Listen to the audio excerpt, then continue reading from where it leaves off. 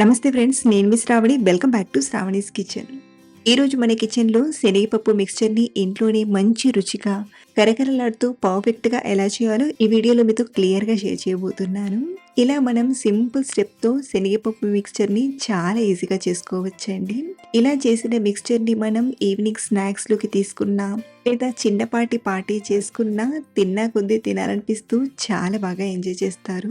మరొకటి ఏంటంటే, నేను చెప్పే ఈ టిప్స్తో చేస్తే ఎక్కువ రోజులు కరకరలాడుతూ ఫ్రెష్గా కమ్మగా తినేయచ్చు.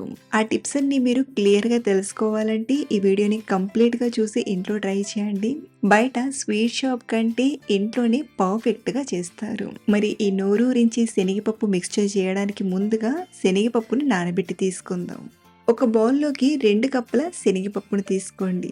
వెయిట్ వైజ్ ఇక్కడ నేను అరకిలో వరకు శనగపప్పును తీసుకుంటున్నానండి. సో ఇలా తీసుకున్న శనగపప్పుని ఒక 2-3 సార్లు బాగా కడిగి తీసుకోండి. అలాగే మనకు ఈ మిక్స్చర్ అనేది ఎక్స్ట్రా కరకరలాడుతూ మంచి రుచిగా రావాలంటే ఇందులోకి 1 టీ స్పూన్ వంట సోడాను తీసుకోండి. ఇలా మనం నానబెట్టేటప్పుడే వంట సోడా వేయడం వలన శనగపప్పుకు వంట సోడా అనేది పట్టి ఫ్రై చేసేటప్పుడు ఎక్స్ట్రా క్రిస్పీగా వస్తుంది. ఇందులోనే సరిపడన్ని నీళ్ళను తీసుకొని ఒకసారి బాగా కలిపి 6-7 గంటలు నానబెట్టండి. లేదా మనం ఇలా నైట్కే నానబెట్టి ఉదయం అయినా చేసుకోవచ్చు. కాబట్టి ఇక్కడ నేను నైట్కే ఇలా కడిగి నానబెడుతున్నాను. నెక్స్ట్ డే మార్నింగ్ మళ్ళీ చూపిస్తున్నానండి. చూడండి, పప్పు చక్కగా నాని సైజ్ కూడా పెద్దగా కనబడుతుంది కదా. ఇలా మనం శనగపప్పు మిక్స్చర్ కోసం పప్పుని బాగా నానబెట్టాలి. అలాగే ఇలా నానబెట్టిన పప్పుని కనీసం మళ్ళీ ఒక 3-4 సార్లు బాగా కడిగి తీసుకోండి. మనకు ఈ శనగపప్పులో నీళ్ళు అనేవి ఇలా తెల్లగా వచ్చేంత వరకు చక్కగా కడగాలి. అప్పుడే మనకు పప్పు అనేది ఫ్రెష్గా ఉంటుంది. ఇప్పుడు మళ్ళీ నీళ్ళన్నీ వంపేసి దీన్ని మనం ఏదైనా కాటన్ క్లాత్లోకి తీసుకోండి. మనం పప్పుని ఫ్రై చేయాలంటే పప్పు పైన ఉన్న తడి అనేది కొంచెం ఆరిపోవాలండి. కాబట్టి ఇలా కాటన్ క్లాత్ పైకి తీసుకొని ఒక అరగంట సేపు ఆరబెట్టండి. మీకు తడి అనేది తొందరగా పోవాలంటే ఇలా క్లాత్ని పప్పు పైన వేసి రుద్దుతూ అయినా తడిపోయేలా చేయొచ్చు. లేదా ఇలాగే ఒక అరగంట సేపు ఆరబెట్టిన పప్పు పైన తడి అనేది ఆరిపోతుంది. మీరు తడి తొందరగా ఆరిపోవడానికి ప్యాన్ కింద పెట్టైనా ఆరబెట్టచ్చు.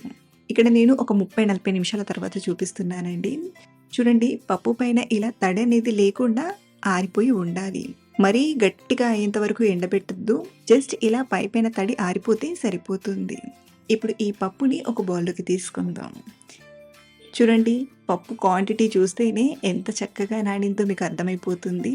సో ఇప్పుడు ఈ పప్పుని ఫ్రై చేయడానికి మరో పక్కన డీప్ ఫ్రైకి సరిపడా ఆయిల్ని తీసుకొని బాగా వేడి చేయండి. ఆయిల్ ఇలా ఒక పక్కన వేడవుతూ ఉంటుంది. మీరు ఫ్రై చేయడానికి గరిటెలను తీసుకోండి. ఇలాంటి గరిటె ఉంటే ఈ శనగపప్పుని చాలా ఈజీగా ఫ్రై చేసి తీసుకోవచ్చు. లేదా ఇలాంటి స్ట్రెయినర్ ఉన్నా ఈజీగా ఫ్రై చేసి తీసుకోవచ్చు అండి. ఇన్ కేస్ మీ దగ్గర ఇవి లేకపోతే ఈ చిల్లుల గరిటెతో అయినా ఫ్రై చేసుకోవచ్చు. కానీ ఫ్రై అయ్యాక పప్పు ఆయిల్ నుండి తీయడానికి కొంచెం టైం పడుతుంది. చూడండి, ఆయిల్ చక్కగా వేడైంది కదా. ఇప్పుడు ఇందులోకి మనం నానబెట్టిన పప్పుని సరిపడా తీసుకోండి. మరీ ఎక్కువగా తీసుకున్నామంటే ఫ్రై అవ్వడానికి టైం పడుతుంది. ఇక్కడ నేను నానబెట్టిన పప్పుని 3 బ్యాచెస్గా ఫ్రై చేస్తున్నానండి. అలాగే ఇలా సరిపడంత పప్పుని ఫ్రై చేయడానికి తీసుకున్నాక స్టార్టింగ్ ఒక 2 నిమిషాలు హై ఫ్లేమ్లో ఫ్రై చేయండి. పైన ఉన్న తడి అనేది తొందరగా అయిపోతుంది. ఆ తర్వాత మంటను మీడియం ఫ్లేమ్లోకి అడ్జస్ట్ చేసి ఫ్రై చేయండి. ఈ పప్పు ఫ్రై అయింది కూడా ఈజీగా అర్థమైపోతుందండి. పప్పు ఎలా అయితే ఫ్రై అవుతుందో ఫ్రై అయిన పప్పు పైకి తేలుతుంది. అలాగే ఈ పైన నురగ వస్తుంది కదా, ఈ నురగ కూడా కంప్లీట్గా తగ్గిపోయిందంటే పప్పు బాగా ఫ్రై అయినట్లు. సో ఈ స్టెప్ని ఫాలో అయిపోయి మనం ఈ శనగపప్పుని ఫ్రై చేసుకోవాలి.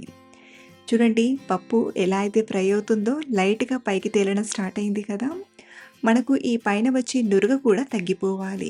అప్పుడే ఇందులో ఉన్న పప్పు కంప్లీట్గా ఫ్రై అయినట్లు.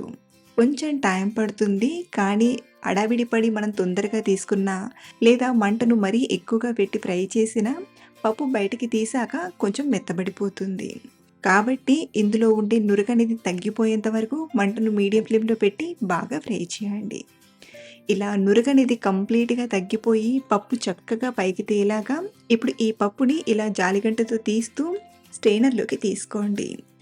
ఎక్స్ట్రా ఆయిల్ అనేది ఫిల్టర్ అయిపోతుంది. మళ్ళీ ఒక 2-3 సార్లు ఇలా మనం ట్యాప్ చేసామంటే ఇందులో ఉన్న ఆయిల్ అనేది చక్కగా అడిచిపోతుంది. ఆ తర్వాత ఏదైనా బౌల్‌లోకి గానీ, లేదా మీకు ఆయిల్ కొంచెం పట్టుకున్నట్టుగా అనిపిస్తే టిష్యూ పేపర్‌లోకైనా తీసుకోవచ్చు. ఇదే స్టెప్‌ని కంటిన్యూ చేస్తూ మిగతా పప్పుని ఫ్రై చేసి తీసుకోండి. చూడండి, ఇలా పప్పు పూర్తిగా ఫ్రై అయ్యాక మీకు మళ్ళీ చూపిస్తున్నాను.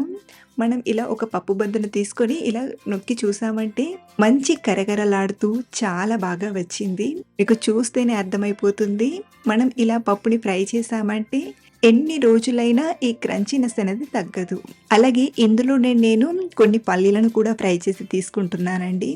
ఒక ముప్పావు కప్పు వరకు పల్లీలను తీసుకొని మంటను మీడియం ఫ్లేమ్‌లో పెట్టి బాగా ఫ్రై చేయండి. ఈ పల్లీలు కూడా చక్కగా ఫ్రై అయ్యాక ఆయిల్ నుండి తీసి ఈ పప్పులోకి తీసుకోండి. అలాగే నేను కొన్ని కరివేపాకులు కూడా ఫ్రై చేస్తున్నానండి. మీకు నచ్చకపోతే పల్లీలను, కరివేపాకును స్కిప్ చేసి సేమ్ మెథడ్‌లో అయినా చేసుకోవచ్చు. కానీ ఇలా పల్లీలు, కొంచెం కరివేపాకు వేయడం వలన తినేటప్పుడు మధ్య మధ్యలో తలుగుతూ ఇంకా బాగా తినాలనిపిస్తుంది. అలాగే పండుగ వాతావరణాన్నైనా లేదా స్పెషల్ పార్టీలోకైనా పర్ఫెక్ట్‌గా సరిపోతుంది. ఈ మిక్స్చర్‌కి చట్పటా టేస్ట్‌నివ్వడానికి ఒక గిన్నెలోకి 1 టీ స్పూన్ కారం తీసుకోండి. ఇందులోనే రుచికి సరిపడా ఉప్పుని తీసుకోండి. ఉప్పొచ్చేసి ఇక్కడ మనం నార్మల్ సాల్ట్‌ని సగం, అలాగే బ్లాక్ సాల్ట్‌ని సగం తీసుకోవాలి. ఇన్ కేస్ మీ దగ్గర బ్లాక్ సాల్ట్ లేకపోతే నార్మల్ సాల్ట్‌ని టేస్ట్‌కి సరిపడా తీసుకోవచ్చు. అలాగే ఇందులోనే 1 టీ స్పూన్ ఆమ్చూర్ పొడిని తీసుకోండి. ఆమ్చూర్ పొడి లేకపోతే చాట్ మసాలానైనా వాడుకోవచ్చు. అలాగే అర టీ స్పూన్ మిరియాల పొడిని తీసుకొని అన్నీ కలిసేలా కలపండి.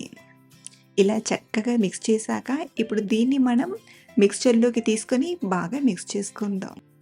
ఇలా మీరు మిక్స్ చేస్తూ అయినా కలపొచ్చు, లేదా టాస్ చేసినా బాగా కలుస్తుంది. ఇలా చేసిన ఈ కారం మిక్స్చర్ టేస్ట్ అయితే నెక్స్ట్ లెవెల్ అండి. ఇంట్లో వాళ్ళు చాలా బాగా ఇష్టపడ్డారు. ఆ క్రంచీనెస్ అయినా, ఆ టేస్ట్ అయినా ఎంత బాగా కుదిరాయో. మీరు కూడా మంచి రుచిగా ఏదైనా స్పైసీగా మిక్స్చర్ చేయాలంటే ఈ మిక్స్చర్‌ని డెఫినెట్‌గా ట్రై చేయండి. పిల్లల నుండి పెద్దల వరకు అందరూ లైక్ చేస్తారు. అలాగే ఇలా చేసిన మిక్స్చర్‌ని మనం స్టోర్ చేసుకొని 2, 3 వీక్స్ వరకు తినేయొచ్చు. అలాగే మీరు ఈ రెసిపీని ట్రై చేశాక మీకెలా కుదిరిందో మళ్ళీ కింద కామెంట్‌లో షేర్ చేయడం మర్చిపోవద్దు. మరిన్ని ఇలాంటి సింపుల్ అండ్ టేస్టీ రెసిపీస్ కోసం మన ఛానల్‌ని ఫాలో అవ్వండి. Thank you for watching.